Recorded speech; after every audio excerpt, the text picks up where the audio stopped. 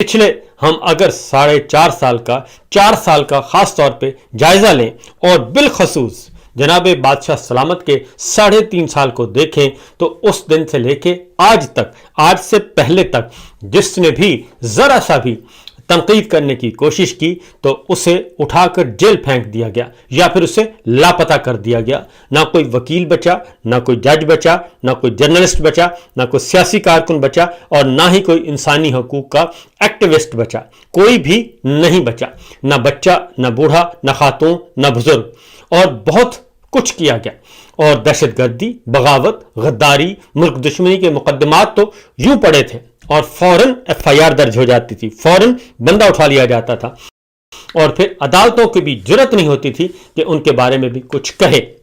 یہ سب کچھ کیا گیا، اور خاص طور پہ ٹارگٹ تھا پاکستان تحریک انصاف، عمران خان، اور ان کے بارے میں جو تھا کہ بالکل زیرو ٹالرنس ہے۔ لیکن اب ہم دیکھ رہے ہیں کہ معاملات بالکل مختلف نوعیت کے ہیں۔ مولانا فضل الرحمان صاحب نے چیلنج کیا ہے، اور مولانا فضل الرحمان صاحب نے پہلے ذرا 4.5 منٹ کی تقریر تھی ان کی، قصور میں جلسہ کیا اور تھوڑی سی ڈوز دی، اور اس کا پھر جواب میں دلیل سے بات نہیں کی گئی، بلکہ اس کے جواب میں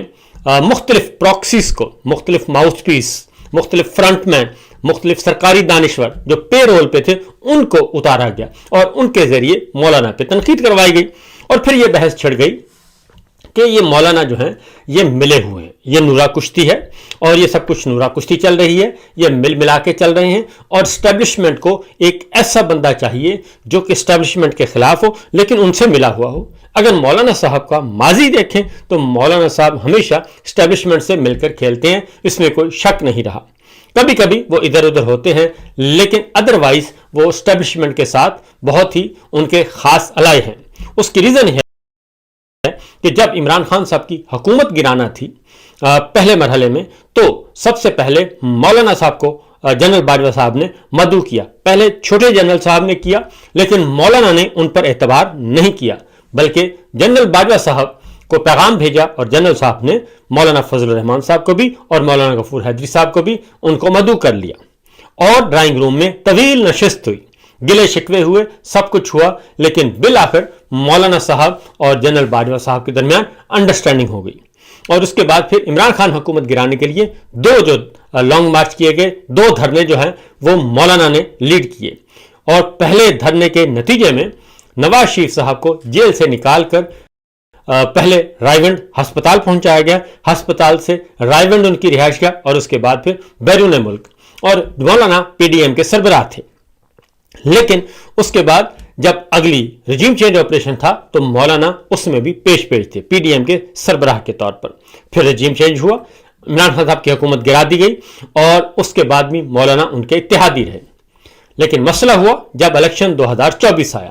الیکشن 2024 میں مولانا کو آؤٹ کر دیا گیا، اور ان کو فارم 47 تو دیے گئے لیکن بہت معمولی نوعیت کی، اور پھر ان کو حکومت میں بھی شامل نہیں کیا گیا، اور اس سے مولانا کے معاملات جو ہے اختلافات وہ ہوئے۔ لیکن اس کے بعد پھر ایک اور کام ہوا، اور اس کے بعد یہ ہوا کہ مخصوص نشستیں بھی مولانا کو بھی ان کو حصہ دیا گیا۔ مولانا اگر اس وقت مخصوص نشستیں واپس کر دیتے تو ان کا قد کاٹ بہت بڑا ہو جانا تھا۔ پھر 26ویں غیر آئینی ترمیم آتی ہے، اس میں بھی مولانا نے ووٹ دیا، اور 26ویں غیر آئینی ترمیم ہو گئی، اور اس طریقے سے جسٹس یحییٰ خان کہنا چاہیے، جنرل یحییٰ کے بعد جسٹس یحییٰ تحفے میں مل گئے، اور سپریم کورٹ کے آنریبل سینئر موسٹ جج جسٹس منصور علی شاہ صاحب بھی محروم ہو گئے، اور اس کے ساتھ ہی اسلام آباد ہائی کورٹ کے جسٹس محسن اختر کیانی صاحب کو بھی چیف جسٹس نہ بنایا جا سکا۔ اور پھر آتی ہے 27ویں غیر آئینی ترمیم۔ 27ویں غیر آئینی ترمیم سے پہلے جو ہے وہ ملٹری اسٹیبلشمنٹ اپنی 2/3 اکثریت پوری کر چکی تھی، اور وہ مخصوص نشستیں مسلم لیگ نواز کو، پیپلز پارٹی کو، سب میں تقسیم کر چکی تھی۔ تو یہاں سے معاملہ لگتا ہے کہ شروع ہوتا ہے،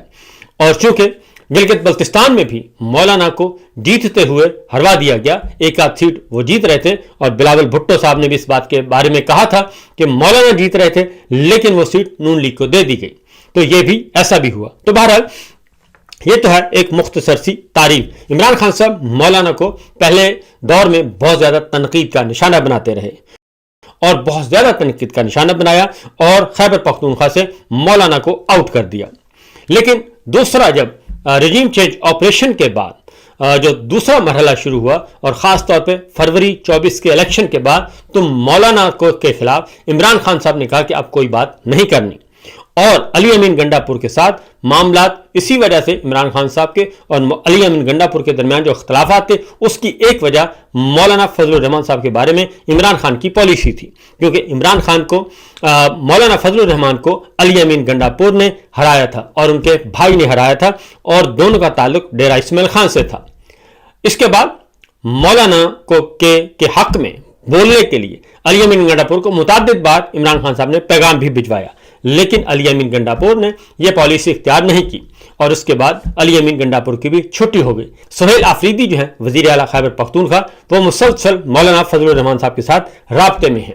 اور ان سے بات چیت کرتے رہتے ہیں۔ اسد کیسر صاحب بھی مولانا فضل الرحمان صاحب کے ساتھ رابطے میں ہیں۔ محمود خان اچکزئی صاحب بھی مولانا فضل الرحمان کے ساتھ رابطے میں ہیں۔ اب جو معاملہ ہے، اب کچھ پچھلے چند ہفتوں سے چند دنوں سے مولانا فضل الرحمان صاحب ایگریسولی آئے ہیں، اور قصور میں انہوں نے جو کچھ کہا اس کا جواب D G I S P R نے نہیں دیا، عطا تارڑ صاحب نے نہیں دیا، حکومت کے ترجمانوں نے، سرکاری ترجمانوں نے نہیں دیا، بلکہ اس کے لیے عائشہ گلالئی کا استعمال کیا گیا، اور جو کہ بلو دا بیلٹ تھا، اور اس میں انتہائی واہیات قسم کے شرمناک قسم کے الزامات لگائے گئے، بالکل اسی طریقے سے جیسے عمران خان صاحب پہ عدت کا کیس کیا گیا، اور ان پہ بھی بہت زیادہ سنگین الزامات لگائے گئے۔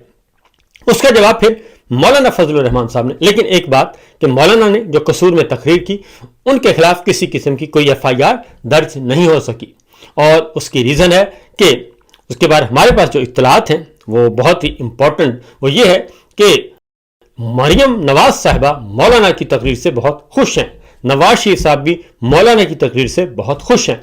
اور انہوں نے ہدایات دی ہیں پنجاب پولیس کو، اور خاص طور پہ کہ مولانا کے خلاف ایف آئی آر درج نہیں کرنی، اور مولانا کے خلاف ایف آئی آر درج نہیں ہو رہی۔ اس کی وجہ یہ ہے کہ مولانا کا جو بیانیہ ہے اس وقت وہ نواز شریف صاحب کو اور مریم صاحبہ کو سوٹ کرتا ہے، کیونکہ وہ خود تو نہیں بول سکتے، لیکن وہ خود بھی اسی طریقے سے ستائے ہوئے ہیں ملٹری لیڈرشپ کے جیسے کہ مولانا ستائے ہوئے ہیں، اس لیے کوئی ایف آئی آر ابھی تک درج نہیں ہوئی۔ تو مولانا کے خلاف جو چھوٹے لانچ کیے گئے تھے ان کا جواب پھر کل مولانا نے جو دیا تو مولانا نے اس سے بھی بڑھ کر سوالات اٹھا دیے، اور یہ وہی سوالات ہیں جو کہ نواز شریف صاحب اٹھاتے تھے، اور خاص طور پہ کارگل کے معاملے میں تو مولانا فضل الرحمان صاحب نے کہا کہ سب سے پہلے تو مجھے بتایا جائے، یہ جو شہیدوں کی بات کرتے ہیں اور شہیدوں کے پیچھے چھپتے ہیں، یہ بتائیں کہ کارگل کے شہیدوں کی لاشیں جو ہیں، کارگل کے شہیدوں کے جسد خاکی جو ہیں وہ ہندوؤں کے حوالے انہوں نے کیوں کر دیے، اور وہاں پہ سینکڑوں جو ہیں ہمارے فوجی سپاہی اور افسر وہاں پہ جو ہے وہ شہید ہوئے، اور وہ وہیں پہ ہندوؤں نے ان کو اسلامی طریقے کے مطابق انہوں نے کہا جی ہم نے دفنا دیا ہے۔ اور کرنل شیر خان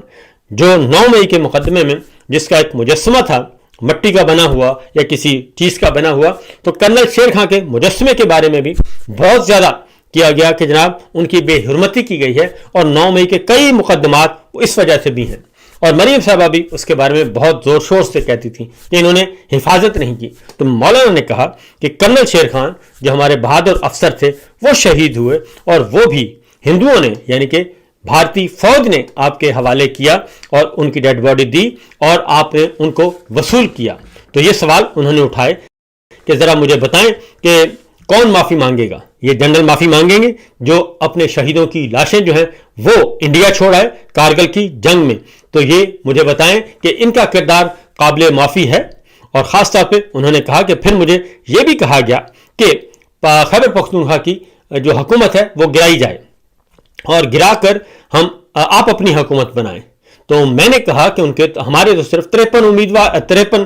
ووٹ ہیں اور ان کے پاس 2/3 اکثریت ہے، تو ہم کیسے بنا سکتے ہیں؟ تو انہوں نے کہا جی ہم آپ کو ووٹ دیں گے، ہم آپ کو لوٹے لا کے دیں گے۔ تو مولانا نے کہا کہ میں نے انکار کر دیا کہ میں ایسے گھوڑے پر نہیں بیٹھوں گا جس کی لگام میرے پاس نہ ہو،